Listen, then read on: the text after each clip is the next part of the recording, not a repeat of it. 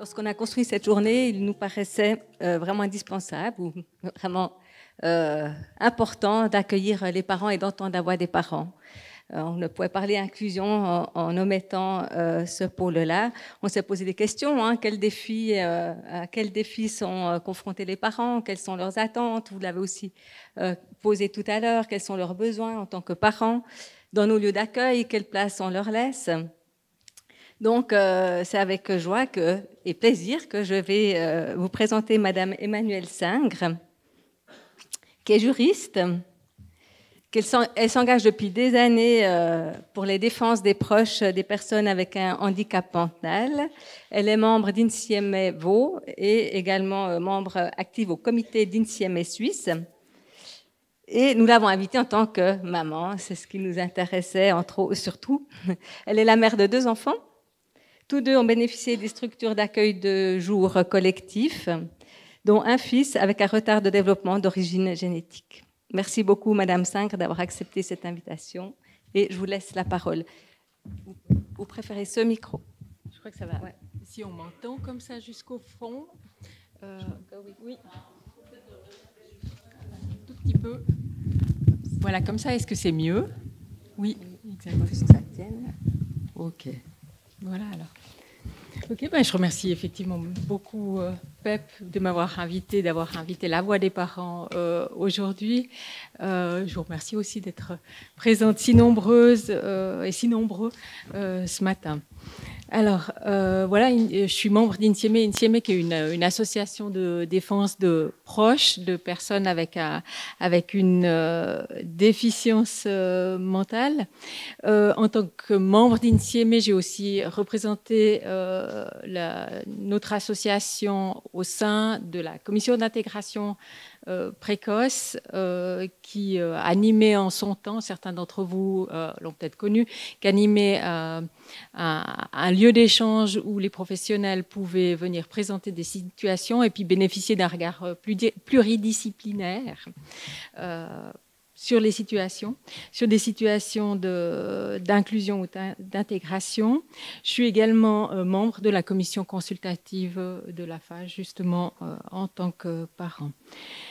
Ce que je fais ce matin, c'est vous raconter, faire un récit d'une intégration. Je précise tout de suite au niveau terminologique, je parle d'intégration plutôt que d'inclusion parce qu'on est sur la voie de l'inclusion. Mon fils, il est maintenant grand, il a 21 ans. Et puis, déjà, c'était cette terminologie-là qu'on utilisait il y a plus d'une dizaine d'années en arrière. Et puis, c'est aussi comme ça que nous, on l'a compris.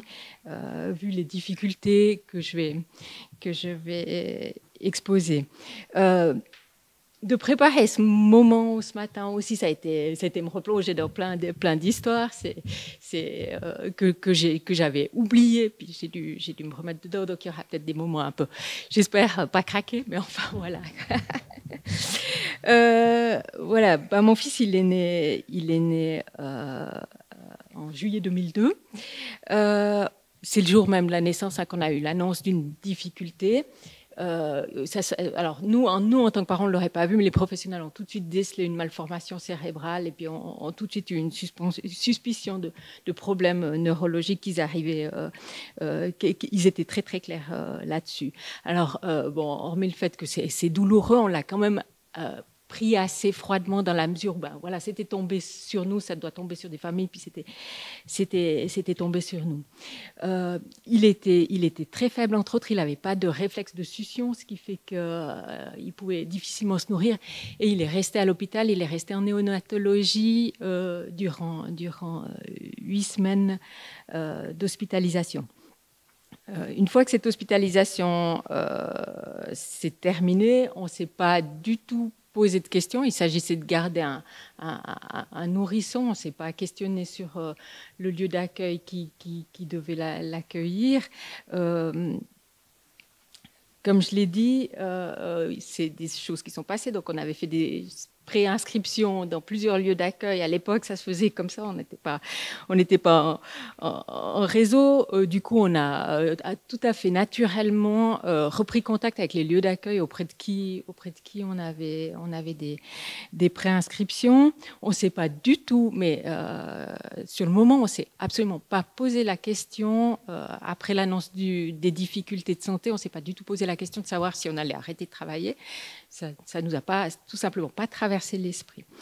Donc, une fois dehors de l'hôpital, moi j'étais encore en congé, j'ai repris contact avec les garderies, puis j'ai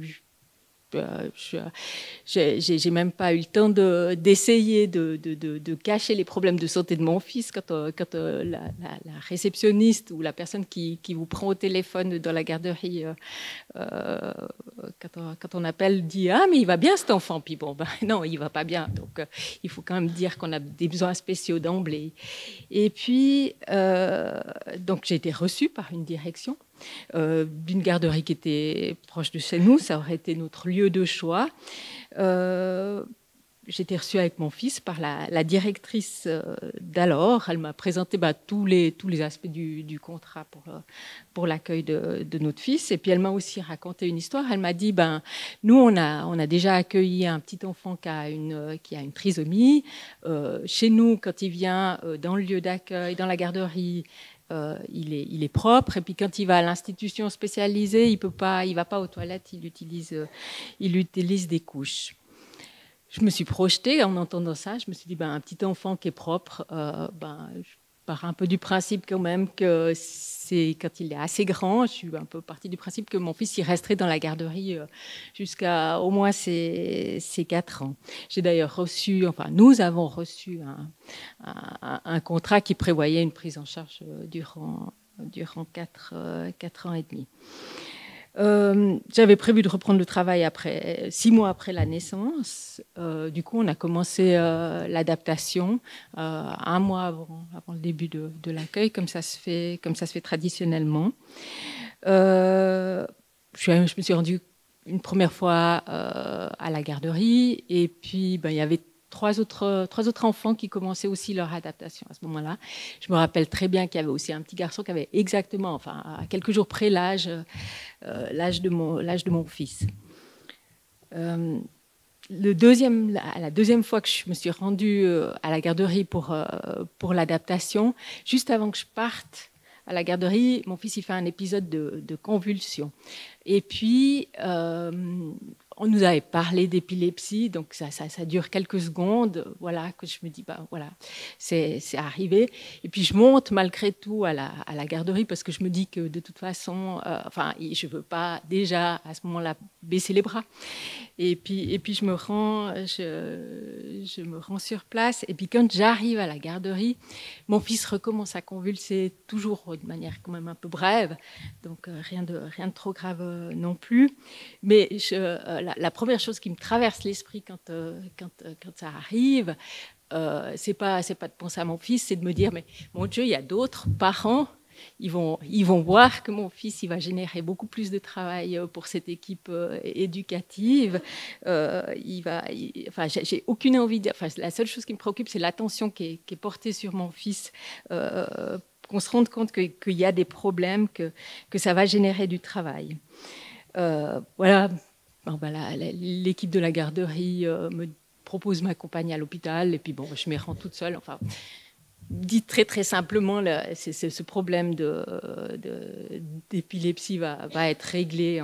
Ça prend du temps, mais ça va être réglé.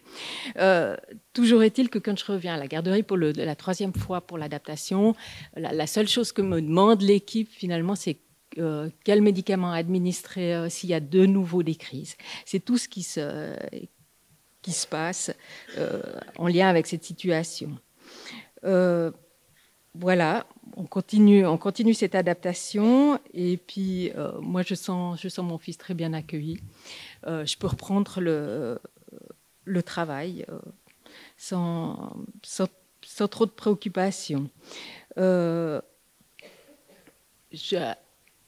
peux vous expliquer comment j'ai vécu ces premiers mois, ces premières périodes de garderie de mon fils. je fais une parenthèse, on entend souvent à un niveau politique ou à l'époque, peut-être on entendait encore des professionnels dire mais les parents intègrent ou incluent parce qu'ils veulent pas voir la réalité en face, ils admettent pas la différence de leur enfant. J'ai entendu même parler de blessures narcissiques. Je dis juste que l'intégration, c'est quelque chose de très très difficile en tant que parent. Ça demande une certaine énergie, mais c'est aussi une situation de confrontation constante. Déjà, la première chose à dire, c'est que moi, je savais très bien qu'on n'était pas les seuls parents qui avaient un enfant qui avait un handicap. Mais quand on fréquente un lieu d'accueil plusieurs fois par semaine, on est confronté en permanence, en tout cas à une certaine normalité. On voit plein d'autres parents qui ont pas l'air d'avoir de problème apparent, j'en sais rien, mais voilà, tout le monde est très épuisé parce que les enfants sont petits, mais tout le monde est aussi très heureux finalement. Donc on est confronté en permanence à ça, et puis je m'en rends pas compte sur le moment même, je m'en rends pas compte, mais au bout d'un moment, je pense quand mon fils a passé une année, on a eu la possibilité justement d'intégrer une association, et puis de parents avec un handicap, et puis il y avait un groupe de parole entre enfants avec un handicap qui se constituait. Donc mon fils il avait un peu plus d'une année. On se rend avec son papa à ce groupe de parole. Et puis quand je rentre dans l'association, la première chose qui me surprend, c'est qu'il y a des gens. C'est tout simplement. J'étais vraiment surprise que je rencontre d'autres parents dans notre situation. C'est à ce moment-là que j'ai pris conscience qu'on avait été dans une forte situation de solitude. En fait, on était, à force d'être confrontés tout le temps à cette normalité, j'étais seule, on était seuls. Le père de mon fils, il me disait, mais quand moi j'y suis, quand dans ce groupe de parole, moi j'étais enfin un parent. Avant, si je suis à la garderie, je suis un parent d'un enfant avec un handicap mental. Tandis que là, je suis juste un parent au sein de ce groupe-là de parents. L'autre difficulté en tant que parent, c'est qu'on est effectivement confronté au progrès des autres enfants. J'ai parlé de ce petit garçon qui avait le même âge que mon fils.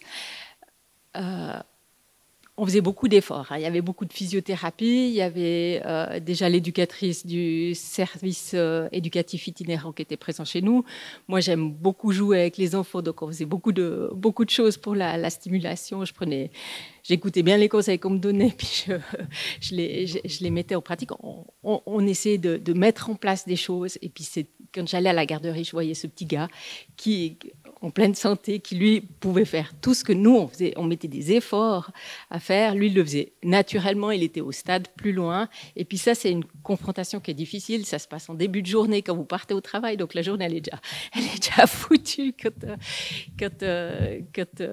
vous êtes confronté à tout ça. Donc voilà, c'est quelque chose de difficile. C'est pas la voie de la facilité. C'est pas la voie du déni. En tout cas, de mon point de vue, de ce que j'ai ressenti. Voilà.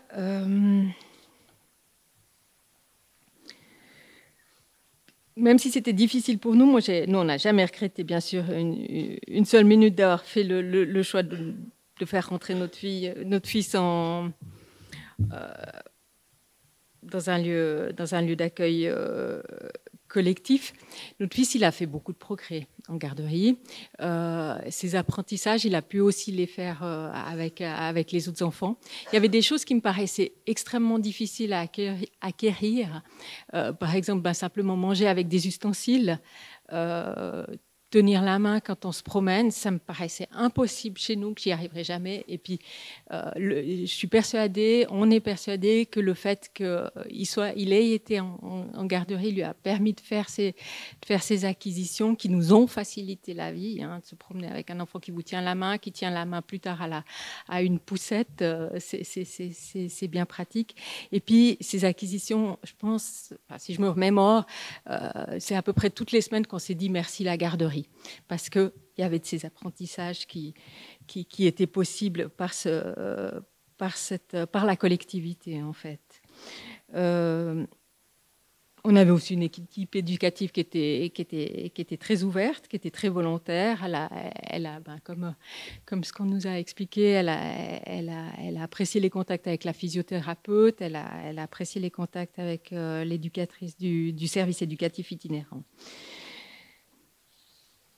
Il y a eu des moments difficiles, hein, sur les aspects administratifs, puis sur les aspects généraux de prise en charge. La direction de la garderie, au bout d'un moment, elle a changé. J'en parle librement parce que je parle que de gens qui sont à la retraite actuellement. Donc voilà, lorsque notre fils, il a eu 2 ans, dans le cadre d'un simple entretien de routine, alors qu'on nous avait rien annoncé du tout à ce sujet,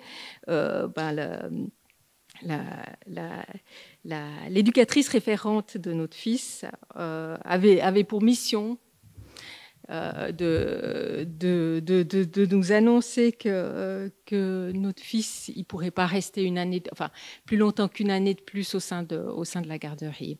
L'explication donnée, c'était que voilà, là, il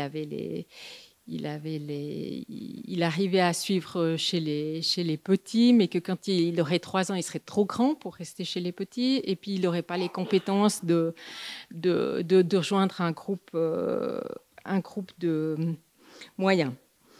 Donc voilà, quand le papa de mon fils m'a relaté ça le soir même, c'était très très douloureux. C'est des moments qui sont difficiles, c'est quasiment aussi lourd que une annonce de handicap. Quand on vit ces moments de rejet, c'est très compliqué. L'éducatrice elle-même, elle était mal, hein, je ne sais pas. Voilà, elle avait été, quelqu'un l'avait courageusement chargée de remplir sa mission, et puis c'était arrivé. Alors, pour nous, c'était très choquant. C'était incompréhensible parce que jamais personne nous avait parlé de ça auparavant. Nos constats, c'était que notre fils, il apprenait beaucoup. Voilà, on ne comprenait pas qu'on puisse une année à l'avance annoncer que ça serait plus possible. Comment on pouvait se projeter, puis déjà savoir que l'année prochaine, ça serait pas possible. Voilà. On était déterminés à lutter là contre, aussi à un niveau politique, aussi parce que le cadre légal qui a été évoqué tout à l'heure, on en était conscient. Et puis d'un autre côté, il y avait des choses qui nous faisaient douter de notre volonté de garder notre fils à la garderie, parce que la direction de la garderie, elle invoquait des choses comme le bien de l'enfant.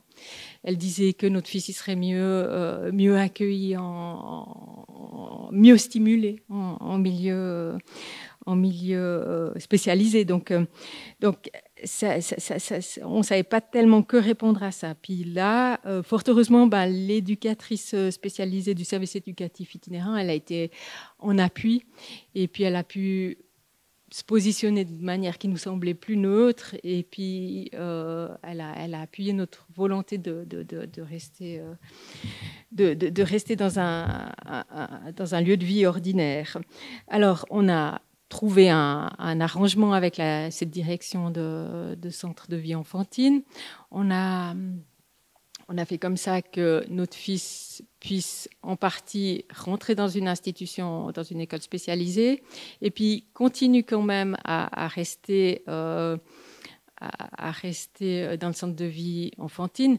Notre argument clé, c'était de dire, justement, on en a parlé là à l'instant, c'était de dire, mais l'école spécialisée, elle va fermer pendant les vacances scolaires. Qu'est-ce qu'on va faire durant ces vacances scolaire. Donc, le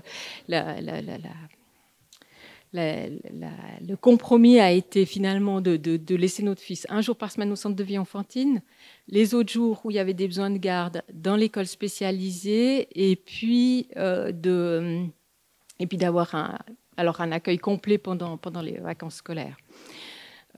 Je précise juste que ce type de solution ne serait plus possible aujourd'hui parce que tout le financement des écoles spécialisées entre-temps a changé, puis c'est plus possible d'intégrer, de rentrer dans une école d'enseignement spécialisé, d'avoir une prise en charge spécialisée dans un sens d'accueil de jour. Avant 4 ans et demi. Là, mon fils, il avait moins de 3 ans quand on a décidé ça. Aujourd'hui, il n'y a pas de lieu, il n'y a pas de solution pérenne. Il y a des bricolages qui sont possibles, mais il n'y a rien qui permet pour ces enfants de 0 à l'entrée à l'école d'être pris en charge, si ce n'est dans les centres de vie enfantine, en tout cas pas pour permettre le travail des parents. Voilà comment ça a continué. Le centre de vie enfantine, pour pouvoir continuer cet accueil, il a demandé une aide à l'intégration. Je précise aussi, là, c'est aussi un moment difficile en tant que parent à entendre. On entendait la question tout à l'heure. Hein. Oui, c'est pas facile. C'est même pas facile en tant que parent quand on est en train de remplir des documents pour l'office de l'assurance invalidité et puis demander une allocation pour impotence, même si c'est nous qui bénéficions de cette allocation pour impotence, c'est malgré tout. Ça nous met face à tout ce que ça génère comme travail, y compris pour nous, et puis on doit en prendre conscience. Voilà. Ça, c'est bien poursuivi dans le centre de vie enfantine jusqu'à l'âge de passer 4 ans. Puis à l'âge de 5 ans, mon fils, il a pu rentrer à l'école enfantine. Dans mon esprit, en tout cas, puis peut-être dans l'esprit des professionnels de l'école qui l'accueillaient, ça a été rendu possible parce qu'il avait été dans une structure collective jusqu'à ce moment-là. C'était la clé de l'entrée à l'école enfantine. Au moment du passage pour l'école enfantine, il a dû... il y avait des problèmes d'enclassement dans tout le quartier, et puis il a dû, avec plein d'autres enfants du centre de vie enfantine, finalement être déplacé dans une autre structure d'accueil de jour. Il a été déplacé au niveau administratif avec tout un lot de dossiers d'autres enfants. Et puis, il est accueilli on s'est rendu dans cette nouvelle garde, enfin, c'est plus une garderie, dans ce nouveau centre de vie enfantine. Et puis, ils n'avaient pas du tout été informés qu'il y avait un problème. Donc, il y avait des besoins spéciaux. Et puis, ils n'avaient pas, comme on le racontait là aussi à l'instant, finalement, ils n'avaient pas fait une demande d'aide pour de l'aide à l'intégration pour poursuivre la prise en charge de notre fils. Donc, c'était là aussi pendant l'été. Et puis, ils n'ont pas demandé de l'aide. Ils n'en ont jamais pris. Ça a duré encore toute la période, les 3 ans d'école enfantine de mon fils. Il a plus besoin d'aide dans ce nouveau lieu d'accueil. Voilà. Ça, c'est l'histoire qui s'est passée dans les structures préscolaires puis parascolaires. Mon fils, après, il a pu continuer à temps très partiel toute une scolarité en milieu ordinaire. Il l'a fait jusqu'à la 8e année. Et, là encore, je pense qu'il a fait des acquisitions qu'il n'aurait pas pu faire s'il était resté en milieu spécialisé uniquement. Ça, c'est pas non plus... Enfin, il y a eu aussi là des hauts et des bas. Voilà, on a dû changer une fois d'établissement scolaire parce qu'il y avait des pratiques intégratives qui étaient meilleures ailleurs. Et puis, voilà, on a dû subir la fin de l'intégration en milieu ordinaire. Ça nous a été imposé au moment de la 8e année, alors que, enfin, on aurait nous souhaiter que ça continue. De tout ce que je raconte, ben voilà, simplement insister sur le fait que c'est un investissement de la part de nous, parents. C'est lourd, il faut se rendre à des réseaux, on est confronté. Mais voilà, c'est aussi très important de continuer à travailler. C'est important parce que de temps en temps, comme ça, on peut se sortir du handicap. On a d'autres préoccupations. Voilà, moi j'ai un travail qui est stimulant, donc c'est important d'être sur autre chose, c'est de pas vivre, pas être d'investir d'autres champs en fait. C'est aussi, bon, si je pense à un niveau associatif, enfin, le handicap, c'est souvent aussi un facteur déclencheur, hein, c'est pas la raison, mais c'est un facteur déclencheur de séparation chez les parents, des fois. Donc, voilà, c'est important que les deux parents puissent continuer à travailler, puis puissent, enfin, quand ils le souhaitent, puissent bénéficier d'un accueil de jour. Il y a eu quelques mamans que je connais qui ont, elles, décidé d'arrêter de travailler du fait du handicap de l'enfant, mais au bout d'un moment, elles ont quand même recherché un accueil en lieu collectif parce qu'elles voulaient que leur enfant soit simplement stimulé. Donc voilà, c'est important tout le travail que vous faites avec nos enfants, à nous. Si je devais militer pour quelque chose, c'est le propos d'aujourd'hui, hein, c'est en tout cas une partie du propos, c'est qu'on ait un véritable choix pour les personnes, pour nous d'abord en tant que parents, puis après pour les personnes elles-mêmes. C'est aussi tout le propos à un niveau plus politique, quand on est en train de militer pour l'initiative pour l'inclusion, quand on est en train de demander une véritable mise en œuvre de la Convention de l'ONU relative aux droits des personnes handicapées. Quand je dis militer pour avoir un choix véritable, ça sous-entend qu'il y ait des moyens, qui soient présents. On l'a dit, il faut des moyens en termes de personnel. Ça, j'enfonce des portes ouvertes, vous le savez mieux que moi. Il faut du temps aussi pour participer à tous ces réseaux, et puis il faut aussi du personnel des éducateurs et des éducatrices de l'enfant qui soient conscients, qui soient confiants en leurs compétences. Hein. Je vous ai raconté tout à l'heure l'épisode de l'épilepsie. Il n'y a pas d'a priori de la part de l'équipe. Elle y va, elle prend en charge cet enfant, elle se dit pas mon Dieu, je suis une éducatrice de l'enfance, je suis pas éducatrice spécialisée, je vais pas y arriver. Non, il y a une posture qui est prise et puis qui se fait naturellement. Il y a eu, dans l'histoire de mon fils, il y a eu d'autres enseignants qui sont pas non plus posés de questions, puis qui ont pris mon fils comme n'importe quel quels autres enfants. Il y a eu des personnes très ouvertes, puis il y a eu des personnes qui ont pas, qui ont été plus réticentes et avec qui il a fallu négocier. Quand on est dans ce type de quand on en arrive à devoir négocier, on a l'impression d'une sorte d'arbitraire. Je vous ai dit, la directrice du lieu d'enfance de mon fils, elle parlait de ce petit enfant qui avait une trisomie. Ce qu'il faut savoir, c'est qu'à l'époque, le petit enfant qui avait une trisomie, c'était le fils de l'intendant de la garderie. Donc voilà, c'est simplement parce qu'il y avait cette voie tracée avant, c'est potentiellement parce qu'il y avait cette voie tracée avant que mon fils a pu lui aussi être accueilli, mais je ne sais pas sinon qu'est-ce qui se serait passé.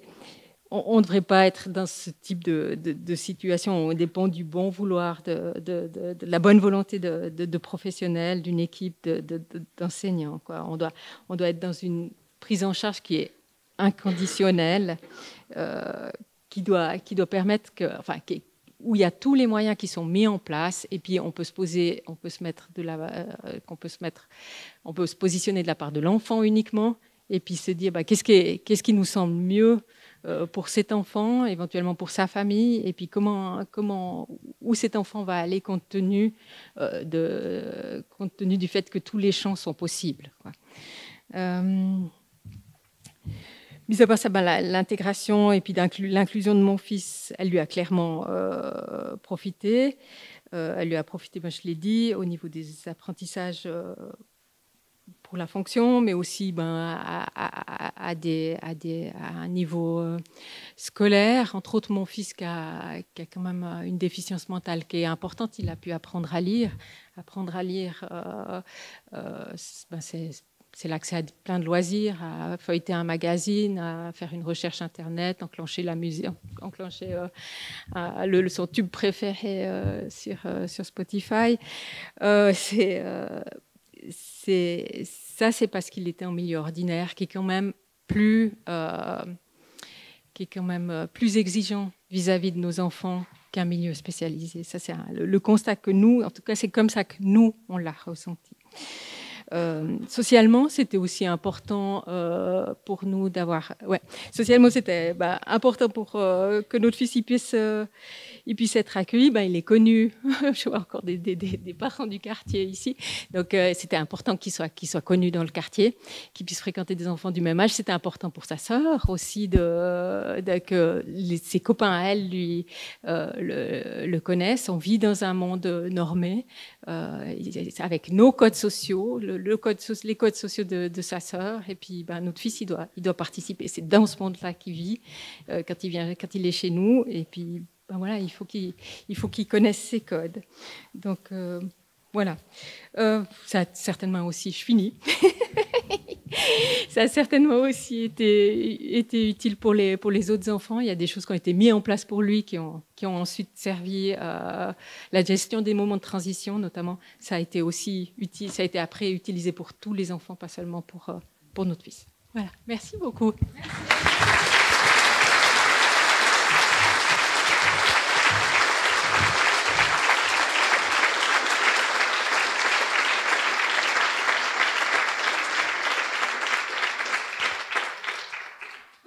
Merci beaucoup, Madame Singre. Je ne sais pas si vous êtes d'accord de revenir. S'il y a une ou deux questions, on a le temps pour éventuellement une ou deux questions. C'est difficile de rebondir après un moment aussi émouvant, aussi touchant. En tout cas, merci de nous avoir témoigné de votre parcours du combattant, de nous avoir transmis vos doutes, vos difficultés, mais aussi vos joies de ces accueils collectifs et ce que ça peut apporter. À nous de réfléchir comment est-ce qu'on accueille les parents, comment on leur permet d'être juste parents, comment est-ce qu'on accueille des enfants avec leurs parents. En tout cas, merci beaucoup, c'était très très touchant.